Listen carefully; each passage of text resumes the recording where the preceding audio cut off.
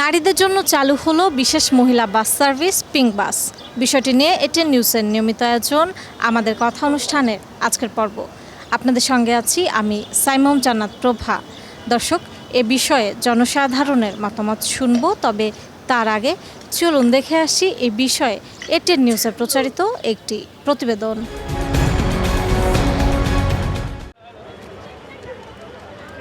নারীদের নিরাপদ যাতায়াত নিশ্চিত করতে এর আগেও কয়েকবার বিশেষ বাস সার্ভিস চালু হয়েছে। সর্বশেষ 2018 সালে দোলনচাঁপা চালু হয়েছিল বিআরটিসির মাধ্যমেই। তবে প্রতিবারই নানান জটিলতায় গুরুত্বপূর্ণ এই সেবা দীর্ঘস্থায়ী হতে পারেনি। নির্বাচনী ইশতেহারে নারীদের জন্য আলাদা বাস সার্ভিস চালুর অঙ্গীকার থেকেই এই সেবা চালু করল সরকার। বিআরটিসির 14টি বাসকে গোলাপি রঙে সাজিয়ে শুরু হলো পিঙ্ক বাস সার্ভিস। নারী যাত্রীরা যাতে সেখানে চড়তে এবং যাতায়াত করতে স্বাচ্ছন্দ্য বোধ করে উৎসাহিত হয় সেটি করতে হবে। তার জন্য যা যা করা দরকার সরকার করবে। যে 200 ইভি বাস আমরা ডাইরেক্ট প্রক্রিমেন্টে গিয়েছি, তার মধ্যে 100 নারীদের জন্য আমরা রাখছি বিভিন্ন রুটে। তার মানে হচ্ছে রুট আরও বাড়ছে, বাসের সংখ্যা বাড়ছে, নারী বাস পরিষেবা নিশ্চিত হচ্ছে শুধুমাত্র এই 3 জেলায় নয়, অন্যান্য বিভাগেও।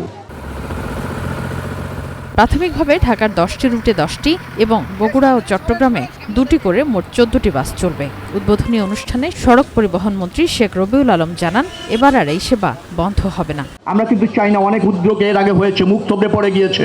এমনও হয়েছে অনড়ম্বর উদ্বোধন হয়েছে, 6 মাস গিয়ে আর অস্তিত্ব খুঁজে পাওয়া যায় নাই। সেটা এই সরকার হতে দেবে না, সেটা এই মন্ত্রণালয় কিন্তু কোনোভাবে সেই জায়গায় আবার আমাদেরকে ফিরে যেতে হয় তা হবে না। ইতোমধ্যে পিঙ্ক বাসের নারী চালক ও সহকারীদের প্রশিক্ষণ দিয়েছে বিআরটিসি। ঢাকার ব্যস্ত সড়কে বাস চালানোর চ্যালেঞ্জটা নিতে মুখিয়ে আছেন তারাও। রাস্তার মধ্যে চালক ভাইরা থাকবে, পুরুষে আমাদের অপোজিট সাইডে প্রাইভেট কোম্পানিগুলোর গাড়িগুলো থাকবে। আইন শৃঙ্খলা বাহিনী বলেন, ট্রাফিক সার্জন বলেন, ওনাদেরকে আমি বলবো আমাদের দৃষ্টিতে রাখার জন্য। বিভিন্ন প্রশিক্ষণ ক্ষেত্রে দেখছি যে নারীরা প্রাইভেট কার ট্রেনিং দিচ্ছে, কিন্তু বাসটা সার্ভিসটা চালু ছিল না।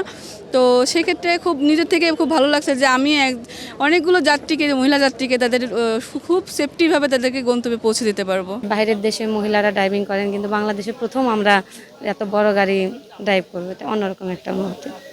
নিরাপদ যাতায়াতের উপায় আবারও পেয়ে খুশি যাত্রীরাও। আমাদের মনে যাতে আতঙ্ক না তৈরি হয়, ভয় না তৈরি হয়, আমরা আমাদের গন্তব্যে সঠিকভাবে সুন্দরভাবে পৌঁছতে পারি।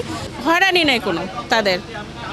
আমি মনে করি এটা অনেক ভালো। নিরাপত্তা বিষয়টা আরও কার্যকর করা হয়েছে, তো এই দিকটা দেখে আসলে আমরা খুবই আনন্দিত।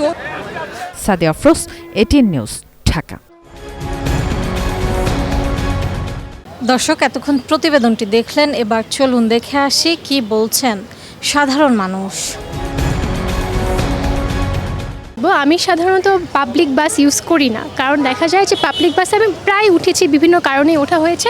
দেখা গিয়েছে যে ওঠা গেলে প্রত্যেক দিনই নানা রকম হ্যারাসমেন্টের শিকার হয়েছে, ছোট থেকে বড়। আমি বলবো না যে একদম বড় রকম, ছোট থেকে বড় নানা রকম হ্যারাসমেন্টে আমার বসতে আনসেফ ফিল হয়েছে, বা আমার আশেপাশে যারা ছিল, পুরুষ যারা আছে, তাদের বিহেভিয়ারটা আমার প্রতি খুবই মানে আমার কাছে ওয়েলকামিং একদমই লাগেনি। সো যখন আমি দেখলাম যে মহিলা বাস চালু হয়েছে, আমি রুটগুলো দেখেছি, আমার মনে হচ্ছে এখন যদি আমি গুলশান যাই, মতিঝিল থেকে গুলশান যাই বা নতুন বাজার যাই, আমার এখন মানে উবার ভাড়া করা লাগবে না, আমি সেফলি এই লোকাল বা মহিলা বাসটা ইউজ করে যেতে পারবো। বাসগুলি যখন আমরা চালু করলাম, আমরা মানে ভিকটিমদেরকে কাইন্ড অফ হচ্ছে একটা হ্যারাসমেন্টের ওই জায়গাটা থেকে আমরা দূরে নিয়ে যাচ্ছি।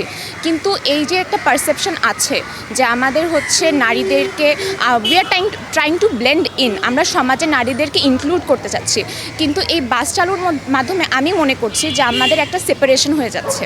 At the end of the day সমাজকে, আমরা নারীকে কিন্তু সমাজ থেকে আলাদাই রাখছি বাসের মাধ্যমে। এটা অবশ্যই ভালো একটা অপরচুনিটি, ভালো দিক রয়েছে, কিন্তু তার মানে এই না যে নারীদেরকে আমরা একভাবে আইসোলেট করে দিব পরিবহন থেকেই।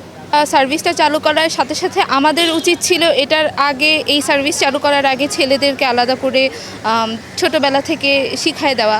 কারণ আমি দেখতেছি যে ফেসবুক পোস্টে দেখা হচ্ছে যে পোস্টের নিচে সবগুলা ছেলে ইজ লাইক এখন অ্যাক্সিডেন্ট হবে, যারা যারা এই বাসে উঠবে তারা নিশ্চয়ই মারা যাবে।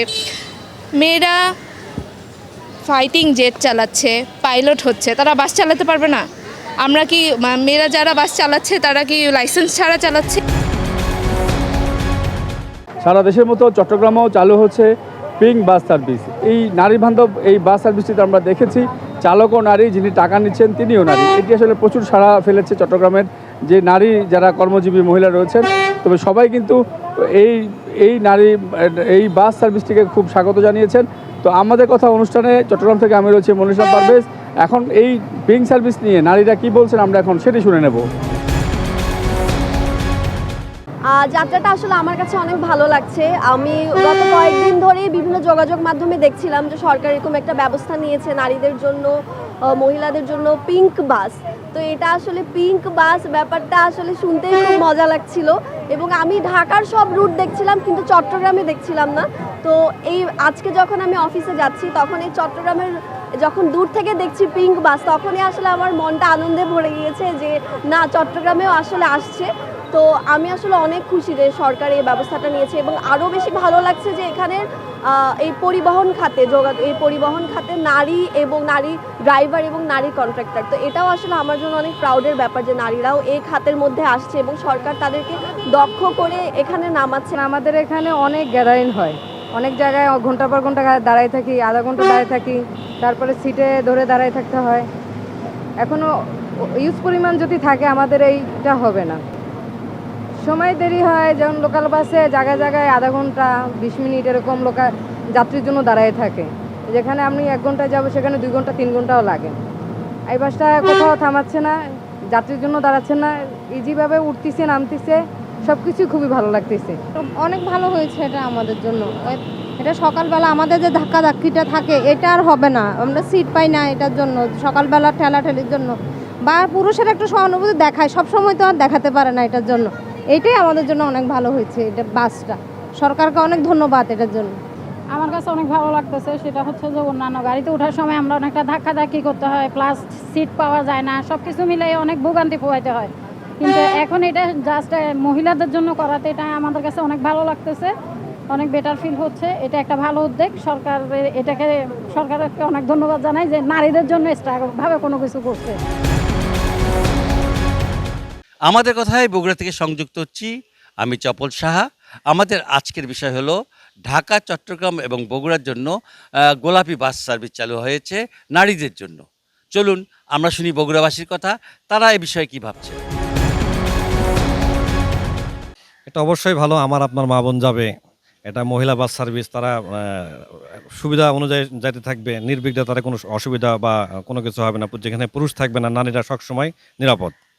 অনেক সময় রাস্তায় আপনি গাড়ি পায় না মেয়েরা, এই যে তার কারণে আপনি কোচিং যায়, স্কুলে যায়, কলেজে যায়, আপনি চাকরিজীবী মহিলারা এরা খুব এই যে বিএটিসি দিয়ে অনেক উপকার হচ্ছে। সরকার অনেক উদ্যোগ নিয়েছে আপনার বিএটিসি, খুব বগুড়া শহরের জন্য আপনি অনেক ভালো। আপনার নারীদের জন্য যে চালু হয়েছে এটা তো আসলেই খুব ভালো একটা ব্যাপার। মাননীয় প্রধানমন্ত্রী এটা নির্বাচনীয় ইশতেহারে ছিল যে মহিলাদের জন্য বিআরটিসির বাস চালু করবে। এরই ধারাবাহিকতায় কিছু বগুড়াতে আমরা কিছু 2টা গাড়ি দেখতে পাচ্ছি, গাড়ি চলাচল করছে। যেটা খুব ভালো প্রতিক্রিয়া হয়েছে, কিন্তু আমার কখনো ওইভাবে যানবাহন করা হয় না, তবে খুবই ভালো হয়েছে। মেয়েদের জন্য আলাদাভাবে এইভাবে জার্নি করা, আসলে নারী পুরুষ দুইজন একসাথে জার্নি করলে একটু অসুবিধাই পড়তে হয় নারীদেরকে। তো আমি মনে করি তুলনামূলক অনেক ভালো হয়েছে। দর্শক, এই ছিল এটিএন নিউজের নিয়মিত আয়োজন আমাদের কথা অনুষ্ঠানের আজকের পর্ব। বিদায় নিচ্ছি আমি সাইমম জান্নাত প্রভা। দেখা হবে আগামী পর্বে। ততক্ষণ পর্যন্ত সুস্থ থাকুন, ভালো থাকুন, সঙ্গে থাকুন এটিএন নিউজের।